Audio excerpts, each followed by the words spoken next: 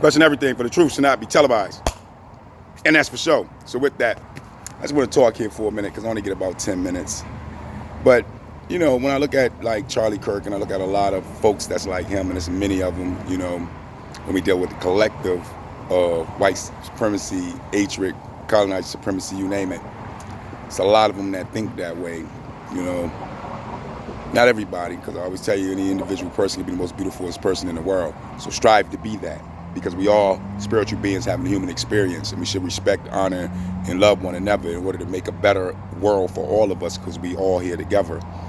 But somehow, many people of prejudice and racist behavior have missed that whole reality, you know, and it's sad, you know, because at the end of the day, when we look at my people, for instance, as the Aboriginal Negroes of America, the true American Anais, who've been declassified more than anybody on earth of their identity, literally, thus letting you know something ain't right when it comes to us in America on our own land and what's been going on.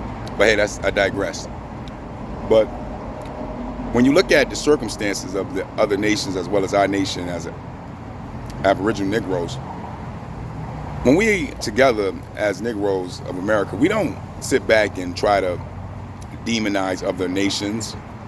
We don't try to demonize anyone. We don't talk about white folks. We don't talk about Asians. We don't talk about Latino. We don't talk about nobody else nations in our household and so on. What we do talk about is justice when we think about other nations, especially when we think about white folks. We don't think about anything other than what has been done to us and how we are lacking justice for what has been done to us and how we are dealing with oppression on a regular basis. And somebody that's not being oppressed wouldn't understand being oppressed, because you're not being oppressed. That's just the reality to it. We are. So we speak on it. And we long for liberation in the form of justice for our people, because we are tired. We're tired of the wanting to try to live and be together with those that openly, totally show us that they are really against us in a lot of ways, to be honest, similar to Charlie Kirk and how he spoke. You know, just like I know, you are in your own households, you are around your own people. You know what they say. And the key is they're not researching this stuff. They're just speaking on what is being promoted to them. Because if you research a lot of the stuff that Charlie Kirk said, you'll find that is a bunch of programmatic lies, no paperwork and receipts to back it. When it comes to dealing with the Aboriginal Negroes of America in our reality, our history, and in what we put out. This is why we the most exonerated people when it comes to being a prosecutor in the country. We more exonerated than anybody. Why? Because the same people that's prosecuting us is the same people that are the children that forefathers Holocausted us. So to be exonerated from crimes that you ain't commit on a high level would make sense that it would be us, because we are the most demonized, most hated, most oppressed people in the country. But you got to open your eyes in order to see that. And you got to research it and look into it yourself in order to understand it. You can't let somebody just tell you, especially not those that have their hands in being the oppressors over us. That wouldn't make logical sense to listen to them if they're not giving you the receipts on what's really going on. And 9 times out of 10, they won't. Because see, it's easier to speak on my plight or any other nation plight if you're really wanting to demonize a nation and lowball them and throw them under the bus. But to speak on your own plight and what you have done throughout history, when it's real dirty and ugly, it's very hard to do.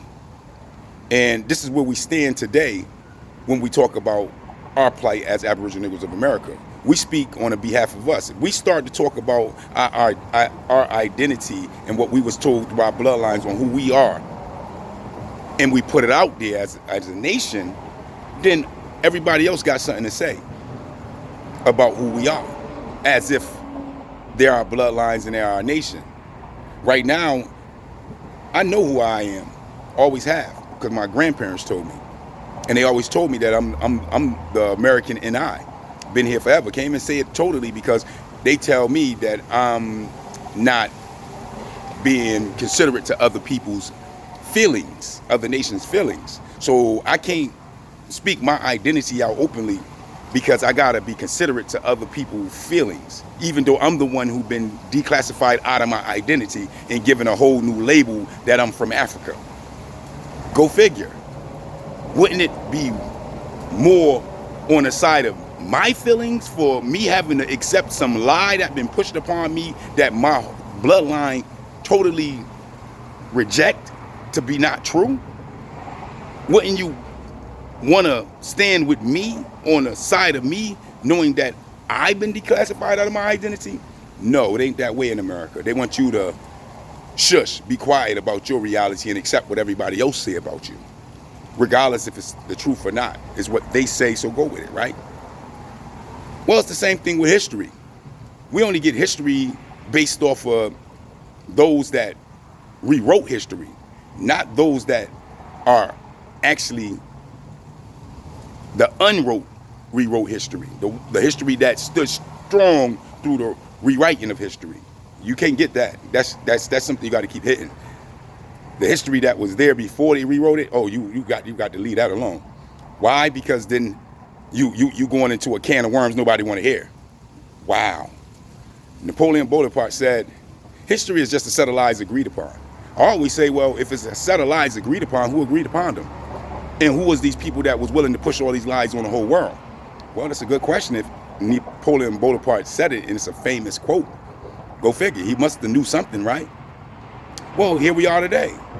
So when we think about our plight, this division between us, is it really us as citizens dividing each other from black and white and yellow and blue and all these other different colors? Or is it really the system itself and those that are wealthy and rich who hoarded the wealth and resources and land that they have from the crimes of Holocaust and massacre and genocide in the people?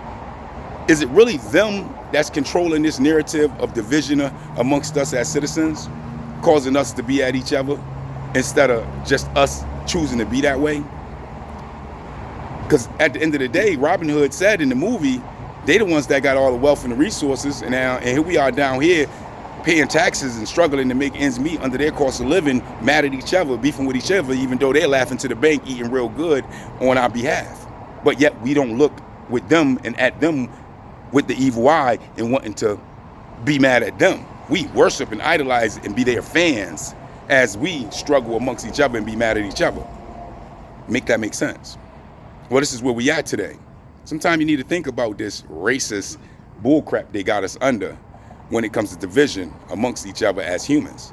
Because if we was just to be humans, then the resources that are here for everyone should be allocated to the majority instead of the minority of people, which is the wealthy and rich. But we don't look at it like that. But they're the ones who control all of the building process and all of the resources that keeps us at the bottom of society, especially the Aboriginal Negroes and everybody else working hard to be able to pay for an apple and water, which used to be free because it just grew outside and water just came from lakes, ponds, rivers, and the sky, which is rain, clouds, and so on. But we don't see that no more. Today, they done shrouded all that for us to be at each other's neck.